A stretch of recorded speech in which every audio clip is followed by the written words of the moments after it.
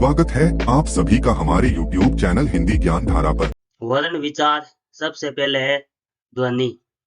मनुष्य के मुख से उच्चारित वर्ण जैसे ए, ई, उ, क, ख, ग, ग आदि ध्वनि कहलाते हैं। मनुष्य के मुख से जिन वर्णों का उच्चारण होता है उसको ध्वनि कहते हैं। जैसे हमारे मुख से जो भी वर्ण निकलेंगे उनको हम ध्वनि के अंतर्गत रखेंगे। ध्वनि के दो भेद है, एक सार्थक ध्वनि, दूसरा निरर्थक ध्वनि। तो सार्थक ध्वनि किसे कहते हैं? मनुष्य के मुख से उच्चारित ध्वनि को सार्थक ध्वनि कहते हैं और जो पशु पक्षियों की आवाज है उसको निरर्थक ध्वनि के अंतर्गत रखते हैं, जिसका कोई अर्थ ही नहीं होता है उसको निरर्थक ध्वनि कहते हैं। और सार्थक ध्वनि जिस प्रकार से ये ए, ई, उ, क, ख, ग, घ इनको जोड़ करके एक सार्थक शब्द बनाया जा सकता है, इसलिए इनको सार्थक ध्वनि के अंतर्गत रखा गया है। अब पढ़ते हैं वर्ण। वर्ण किसे कहते हैं?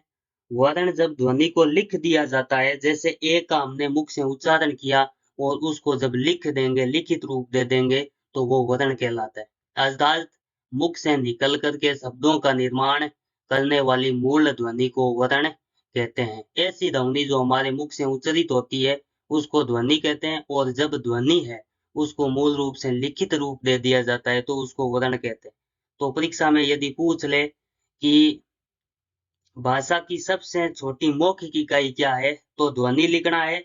और यदि ऐसा पूछ ले कि भाषा की सबसे छोटी लिखित इकाई क्या है, तो हमें वर्ण लिखना है। वर्ण है लिखित इकाई और ध्वनि है मौखिक इकाई, तो ये ध्यान रखना है। जैसे सभा, सभा शब्द बना है तो से, ए, भे और आ चार ध्वनियां निकली है। चार ध्वनियां जब मिलकर के शब्द बना है सभा। इसी प्रकार कल शब्द है, कल में के, फिर ए, बाद में ले, फिर ए, इसको जोड़ करके आपस में बना है कल। आधे के में ए मिलने से पूरा के, ले में ए मिलने से पूरा ले, तो कल बना है।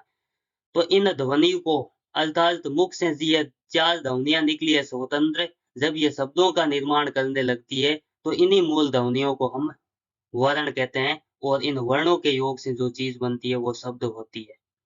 वर्णमाला। ध्वनि भाषा की सबसे छोटी इकाई है। ध्वनि को भाषा की सबसे छोटी इकाई कहा जाता है और वर्ण भाषा की सबसे छोटी लिखित इकाई है। अभी आपको बताया कि जिस प्रकार परीक्षा में पूछ ले कि भाषा की सबसे छोटी इकाई या मौखिक इकाई तो ध्वनि है, और लिखित इकाई भाषा की सबसे छोटी पूछ ले तो वर्ण है।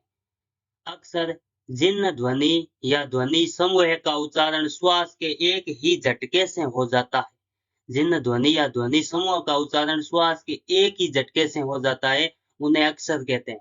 जैसे ओम, सेम, नैन, इस प्रकार से इनका उच्चारण श्वास के एक ही झटके से होता है तो इनको अक्षर कहते हैं। यह ध्वनि से थोड़ा बड़ा रूप है।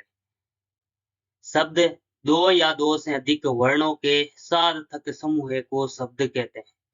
जब दो या दो से अधिक सार्थक शब्द जुड़ जाते हैं तो उनको सार्थक वर्ण जुड़ जाते हैं तो उनसे एक शब्द बनता है। जैसे अभी आपको बताया के और ले जुड़ करके कल शब्द बना है, और उसी प्रकार से जैसे राम लिख दिया तो रे, आ, फिर मैं लिखते हैं तो राम बनता है। इस प्रकार से शब्द बनते हैं। वर्णमाला वर्णों के सुनियोजित व्यवस्थित समूह को वर्णमाला कहते हैं।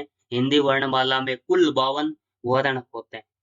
जब वर्णों को एक सुनियोजित श्रृंखला में रख दिया जाता है, जिस प्रकार से पहले के वर्ग लिखते हैं, फिर चे वर्ग लिखते हैं, उसके बाद में टे वर्ग लिखते हैं, तो इनको जब सुनियोजित श्रृंखला में लिख दिया जाता है, जिस प्रकार हम वर्णमाला पढ़ते हैं के से लेकर के ये तक, इन्हीं को वर्णमाला कहते हैं। वर्णों को क्रम में लिखना ही वर्णमाला है।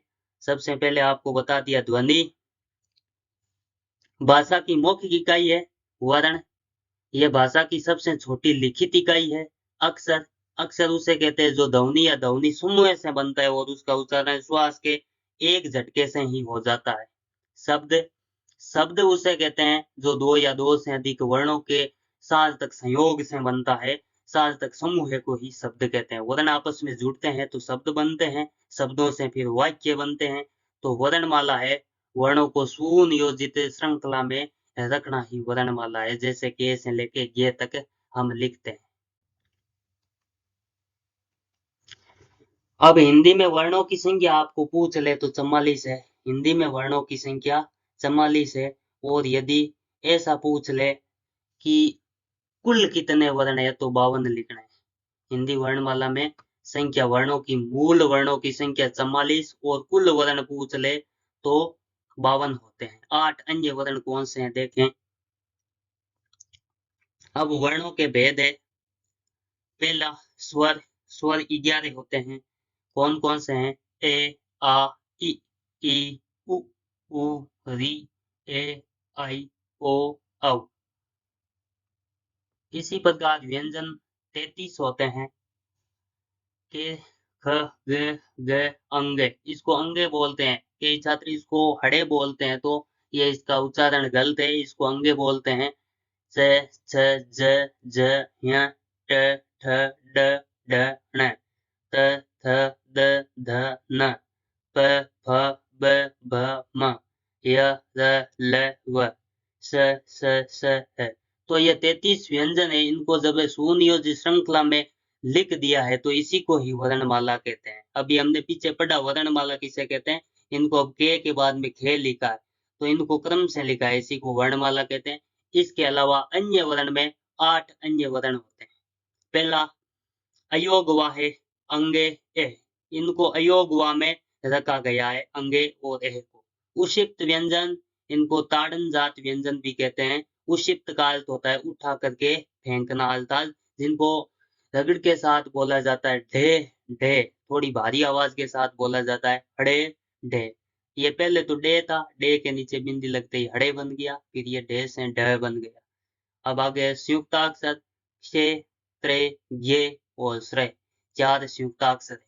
तो इन 44 मूल वर्णों में 8 और जोड़ दे तो कुल संख्या वर्णों की 52 हो जाएगी।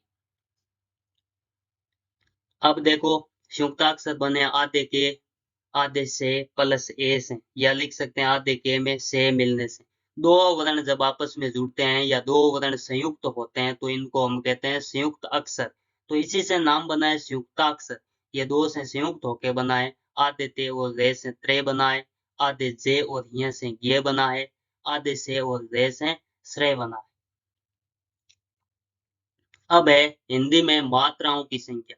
तो हिंदी में मात्राओं की संख्या कुल 10 होती है। जैसे ये आ की, छोटी ई की, बड़ी ई की मात्रा, छोटे ऊ की मात्रा, बड़े ऊ की मात्रा, री की मात्रा, ए की मात्रा, ऐ की मात्रा, ओ की मात्रा और औ की मात्रा।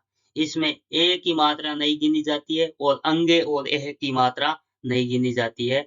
तो मात्राओं की शुद्ध संख्या 10 होती है।